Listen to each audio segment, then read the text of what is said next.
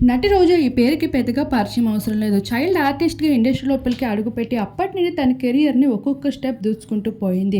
ఒకవైపు ప్రొడ్యూసర్‌గా, మరొక వైపు జడ్జిగా, ఇంకొక వైపు హీరోయిన్‌గా, అమ్మగా, అత్తగా ఇలా ప్రతి పాత్రలో కూడా తన బెస్ట్ అయితే ఇస్తూ వచ్చేసింది. అయితే రీసెంట్‌గా తను ఎమ్మెల్యేగా ఘన విజయం సాధించిన తర్వాత కూడా ఎన్నో మంచి పనులు చేస్తూ ఎంతో మందికి సేవా కార్యక్రమాల్లో పాల్గొంటూ కనిపిస్తూ వచ్చినప్పటికీ ఊరు మంచిదైతే నోరు మంచిది, నోరు మంచిదైతే ఊరంతా మంచిదే అన్న మాటకి ఇప్పుడు రోజా నిదర్శనంగా నిలుస్తూ వచ్చేసింది. తను ఎంత మంచి పనులు చేస్తే ఏం లాభం, తన మాట వల్ల తను ఎంతో చెడ్డవుతూ వచ్చేసింది. తన మంచి పనులన్నిటినీ పక్కన పెట్టి తన ఆడే మాటలపైనే నెటిజన్స్ విమర్శిస్తూ వచ్చేసేవారు. అయితే తను చేసిన మంచిని గుర్తుపెట్టుకోలేకపోవడం వల్లే ఈరోజు రోజా ఓటమి పాలైన విషయం తెలిసిందే. ఇక రోజా ఒక్క మాట వల్లనే తన లైఫ్లో ఎన్నో విషయాల్ని ఫేస్ చేస్తూ వచ్చేసింది.